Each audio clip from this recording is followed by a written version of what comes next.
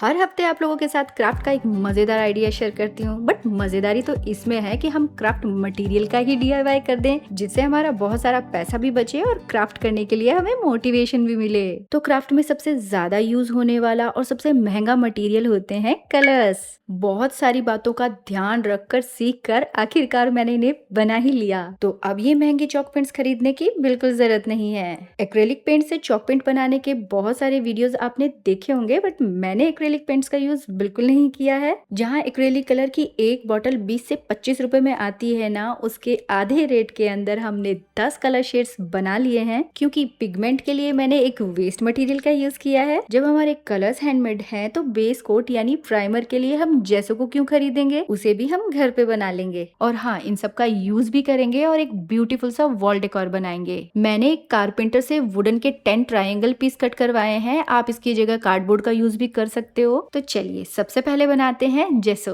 तो जो भी सामान हमें चाहिए वो टेबल पे पहले ही रख लेते हैं। तो मैं ले रही हूँ ये चॉक पाउडर, फेविकॉल और पानी।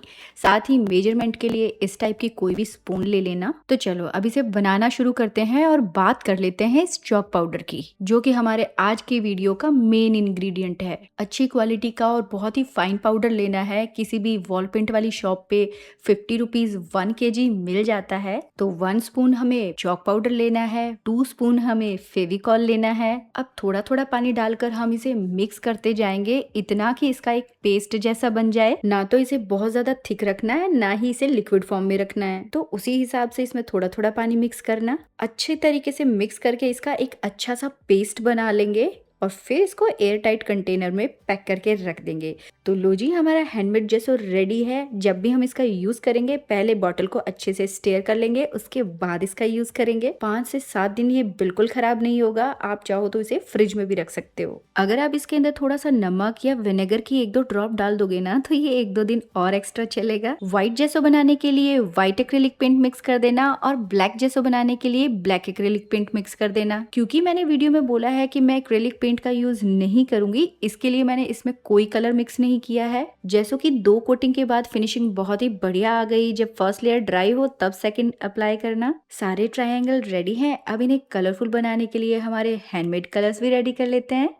कलर बनाने के लिए जो भी सामान लेंगे उनकी सही क्वांटिटी हो, उसके लिए मेजरमेंट के लिए 1 ही स्पून रख रही हूँ। अब जो जेसो बनाने के लिए चॉक पाउडर लिया था उसी चॉक पाउडर को ले लेंगे। और वैसे तो ये फाइन है, बट फिर भी हम इसे एक बार छलनी से छान लेंगे ताकि हमें बिल्कुल फाइन पाउडर मिल जाए। कलर पिगमेंट के लिए मैं इन होली के कलर्स का यूज कर रही हूँ। अब ये कलर बिल्कुल वेस्ट है, अगली होली तक ये एक्सपायर हो चुके होंगे। तो ये होली के जो गुलाल होते हैं ना, बहुत ही ब्राइट और बहुत ही बढ़िया कलर्स में आते हैं, तो ये परफेक्ट रहेंगे। अगर आप चाहो तो इसकी जगह फूड कलर का यूज भी कर सकते हो। तो अब जो क्वांटिटी मैं बता रही हूँ ना, उसी क्वांटिटी में सारी चीजों को लेना है। जैसे 1 चम्मच मैंने चॉक पाउडर लिया था, 1 चम्मच ही मैंने कलर लिया है और फिर उन्हें अच्छे से मिक्स किया। उसके बाद मैंने उसमें 1 चम्मच पानी डालकर उसे मिक्स किया है। हमारे हैंडमेड कलर स्ट्रॉन्ग बने, इसके लिए हम इसके अंदर 1 चम्मच फेविकॉल MR को मिक्स करेंगे। हमारे कलर स्मूथली स्प्रेड हो, ब्रश मार्क्स कम आए, इसके लिए मैं 2-3 ड्रॉप ग्लिसरीन की डाल रही हूँ। आप चाहो तो इसकी जगह बेबी ऑयल का यूज भी कर सकते हो। अब कलर की कोई भी खाली बॉटल ले लो और उसके अंदर इसे भरकर एयर टाइट करके रख दो। एयर टाइट करने से ये 5 से 7 दिन बिल्कुल खराब नहीं होगा। मैंने इसे 20 ml बॉटल के हिसाब से बनाया है ताकि इसे इंस्टेंट यूज कर लिया जाए।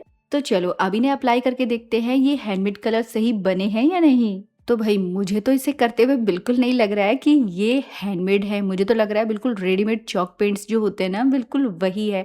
कंसिस्टेंसी बिल्कुल परफेक्ट बनी है और जो पिगमेंट है वो भी बहुत अच्छा लग रहा है। और जो ये कलर ड्राई होने में टाइम ले रहा है वो भी बिल्कुल रेडीमेड कलर्स के जैसे है, यानी कि ये फॉर्मूला बिल्कुल सेट है। कलर की फिनिशिंग अच्छी आए इसके लिए 2-3 कोटिंग जरूर से अप्लाई कर देना। और वही फॉर्मूला फर्स्ट लेयर ड्राई हो तब सेकेंड अप्लाई करना। क्योंकि मैंने वुडन के 10 ट्रायंगल कट करवाए थे, इसीलिए उन सभी पे अलग अलग कलर अप्लाई करूंगी और इसीलिए उनके मैं 10 कलर शेड्स बना रही हूँ। कभी कभी मुझे लगता है दुनिया में कोई चीज वेस्ट है ही नहीं, वो तो हम पे डिपेंड करता है कि हम किस चीज का कैसे बेस्ट यूज ले सकते हैं। जैसे मेरे ये होली के कलर्स और मेरे ये कलर्स की खाली बॉटल्स, दोनों का कितना बेस्ट यूज हुआ है।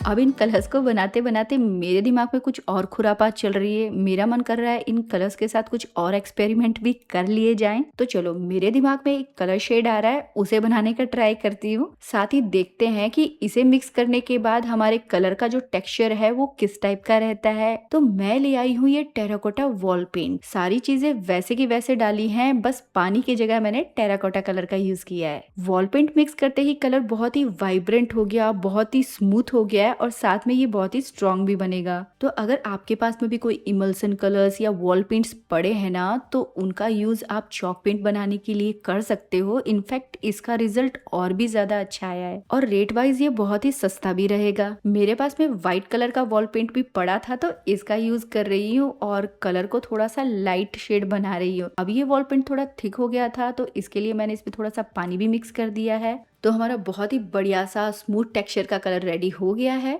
अच्छा, वॉल पेंट मिक्स करने के बाद में एक चीज फील हो रही है कि जो कलर है ना वो बहुत ही स्मूथली स्प्रेड हो रहा है, कोई भी लाइंस नहीं बन रही है और ज्यादा कोटिंग करने की भी जरूरत नहीं पड़ी। आज समझ में आ रहा है कि सुख और दुख दोनों एक साथ कैसे फील होते हैं। दुख इस बात का कि मैंने 350 रुपए में चॉक पेंट की 30 ml की 6 बॉटल्स खरीदी, और सुख इसलिए कि मैंने इन्हें घर पे बहुत ही कम रेट में बना लिया है और आगे से मुझे ये खर्चा करने की जरूरत नहीं पड़ेगी। वैसे जो हैंडमेड चॉक पेंट्स है ना, उन्हें हम वुड पे, वॉल पे यूज कर सकते हैं, बट क्या हम उन्हें प्लास्टिक पे और ग्लास पे यूज कर सकते हैं? क्या वो उतने स्ट्रॉन्ग रहेंगे? ये मुझे टेस्ट करना पड़ेगा। फिलहाल के लिए वुड पे तो ये 100% वर्क कर रहा है।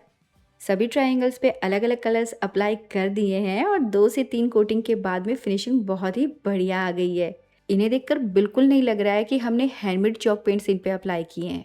मैंने एक हाफ फ्लावर की ड्राइंग को प्रिंट किया और उसके बाद मैं इसको कार्बन पेपर से इन सभी के ऊपर ट्रेस कर दूंगी।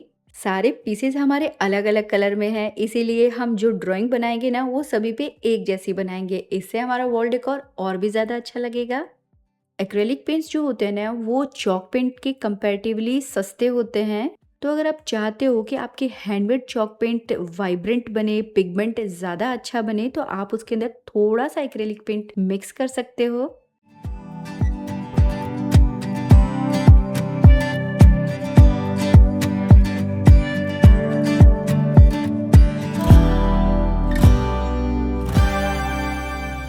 सभी के ऊपर वॉल पेंट से आउटलाइन बना दी है और ईयरबड्स की हेल्प से कुछ डॉट्स भी बना दी है, जिससे ये और भी अच्छे लगने लग गए।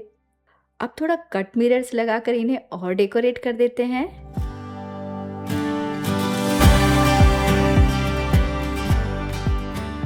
वैसे तो मैंने ये एक वॉल डेकोर ही बनाया है, बट दिवाली आने पे हम इसे एज ए रंगोली भी यूज कर सकते हैं। क्योंकि हमारे सारे ट्रायंगल्स अलग अलग हैं, तो आप बदल बदल कर अलग अलग टाइप से इन्हें डेकोरेट कर सकते हो। अगर मेरा ये वीडियो थोड़ा भी इंफॉर्मेटिव लगा हो और आपको कुछ नया सीखने को मिला हो, तो प्लीज़ वीडियो को लाइक, शेयर, कमेंट करना बिल्कुल मत भूलना। चैनल पे नए हो सब्सक्राइब कर देना, नोटिफिकेशन बेल आइकन जरूर से प्रेस कर देना। तो फिर मिलूंगी एक नए इंटरेस्टिंग वीडियो के साथ में। तब तक बनाते रहो, सजाते रहो।